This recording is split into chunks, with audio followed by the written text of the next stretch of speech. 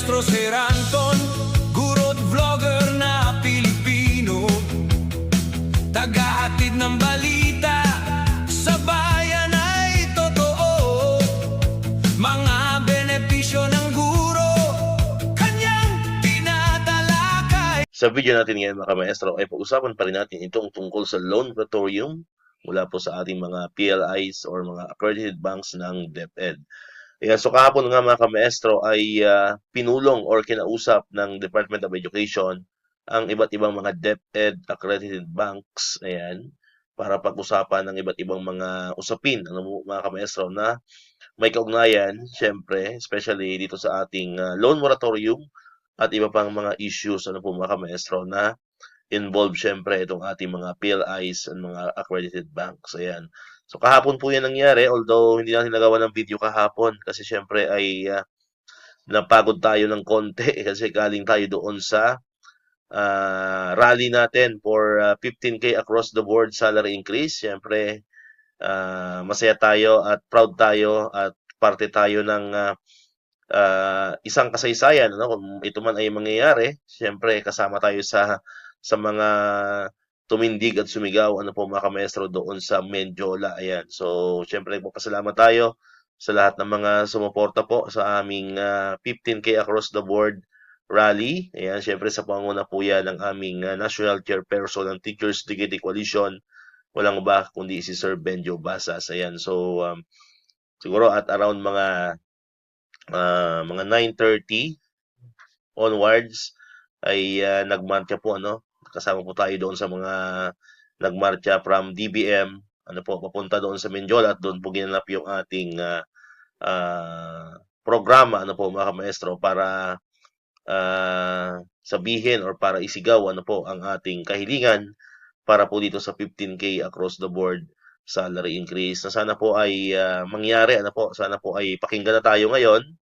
Ayan, ng ating pamahalaan, especially po syempre ng DepEd, ano po, sa pamunuan po ng DepEd, ng ating pong Secretary Sani Angara, mga senador, mga kongresista, ano po, at syempre ang ating Pangulo, ano. So sana po ay mangyari na po itong ating inihiling. So maganda po yung naging rally, peaceful rally, ano po, hindi po tayo ng gulo, hindi po tayo nanakit, wala pong mga ganon, ano po. Actually, bilib nga yung mga pulis, yung mga nakabantay pong mga men in uniform kahapon kasi akala daw nila ay magiging magulo, ano po, subalit sa loob ng halos inabot ng siguro mga 2 oras yun, medyo matagal-tagal din wala man lang nangyari kahit anong gulo, ano. So talagang nakapokus lang tayo sa ating goal, ano, kundi itong ating hinihingi na 15K across the board salary increase. So mula sa umpisa hanggang matapos ay naging peaceful po ang ating ginawang pagkilos, ano po mga maestro, doon sa Menjola. Ayan, kaya medyo hindi tayo nakagawa ng video. Actually, ngayon lang ako nakagawa ulit.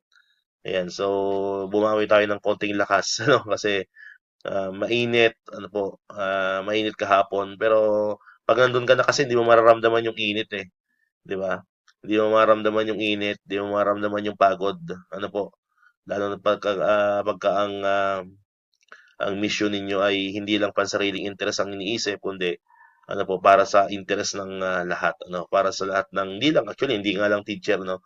Pag na-approve ito at maswerte tayo o mapalad tayong, ano po, pakinggan tayo, hindi lang naman teacher po ang makikinabang, ano po, lahat ng empleyado ng DepEd, both non-teaching and teaching personnel ay kasama po rito.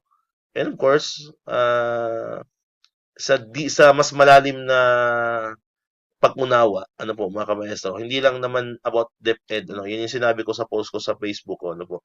Itong ginagawa natin ay hindi naman ito para lang sa DepEd, para lang sa mga teachers, para sa mga non-teaching personnel, no. Ito ay may mas malalim pang kahulugan kasi parati ko nga sinasabi yan na kapag ang isang teacher, ang isang guro ay mayroon ng sahod na marangal, ano po, may sahod na may dignidad, mas mapapaganda. Yun na yung pag-umpisa ng pagganda ng isang sistema ng edukasyon na siyang ginagawa sa ibang mga bansa, ano po. So, yun yung unang ginagawa tayo. Kasi syempre, tayo yung tayo yung pundasyon, ano po, sa DepEd, mga teachers, 'di ba? Kapag ang teachers ay satisfied, ano po, sa sweldo, no, hindi naman sa pagiging mukhang pera, ano po, hindi naman gano'n yung ibig sabihin. Eh, yun na yung umpisa ng pag-ayos ng ating sistema po sa edukasyon, no, na kung saan diyan talaga namumuhunan ng ibang mga bansa sa buong mundo, no. Hindi lang dito sa Southeast Asia, no, kundi sa buong mundo. Makikita natin yung mga guro na may maayos na sahod, eh maganda rin talaga ang sistema ng edukasyon. So yun na po yung umpisa, no po. So positibo tayo, no, na ah, soon ay mapapakinggan din tayo ng ating pamanan. Basta tayo ay sama-sama ano po, sa ating hinihiling. Alright, so ito po yung binabanggit ko, no? So nakipag-usap ang DepEd sa mga PLI or mga DepEd accredited banks. Ito ay mula po sa post ng DepEd Philippines. Ayan, so credit po sa DepEd Philippines official Facebook page. So nakalagay po dito, ayan, tingnan, DepEd nakipagpulong sa mga DepEd accredited banks kaugnay ng inilabas na memorandum ng Bangko Sentral ng Pilipinas hinggil sa regulatory relief measures in relation to the declaration of state of national energy emergency.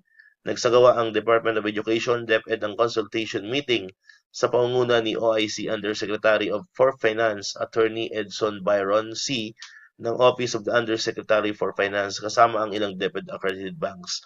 Tinilakay sa nasabing pulong ang mga programa at inisyatiba kabilang ang pag-aaral sa pagpapatupad ng loan moratorium, pagpapatibay sa financial empowerment programs at iba pang mga suportang mekanismo na nagalayong mapagaan ang pinansyal na kalagayan ng mga guro at iba pang DepEd personnel. Alright?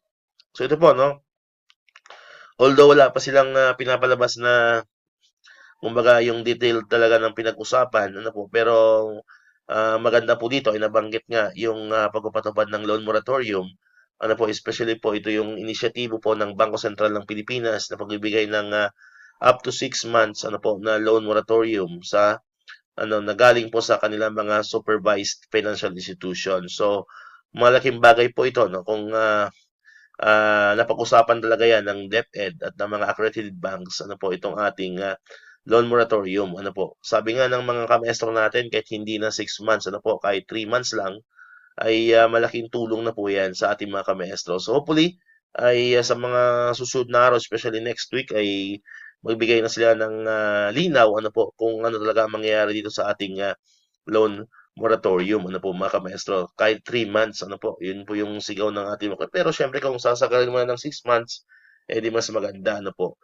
And katulad ng parati rin natin sinasabi, ay optional ano. So may choice si teacher kung gusto niyang mag-moratorium or hindi. So, yun po sana ang mangyari ano po, if ever man ma-aproban itong loan moratorium na ito for DepEd personnel ano po mga maestro. Ayan, kasi syempre habang wala pang salary increase, ito yung kailangan ng mga kamestro natin, itong loan moratorium, lalo pa ngayon, syempre, hindi pa naman tayo nakaka-recover sa crisis, andyan pa rin yung crisis, andyan pa rin yung banta ng ano, andyan pa rin yung banta ng kaguluhan pa rin sa Middle East at anytime ay mayroon pa rin banta ng pagtaas ng langis, yung presyo ng langis natin. So malaking bagay ito, itong loan moratorium ito, yan muna yung pagtatagaan natin sa kasalukuyan or sa kasalukuyang panahon, ano po, habang hindi pa ipinapatupad yung salary increase, ano po, kung sakali mang yun ay ma-approvean.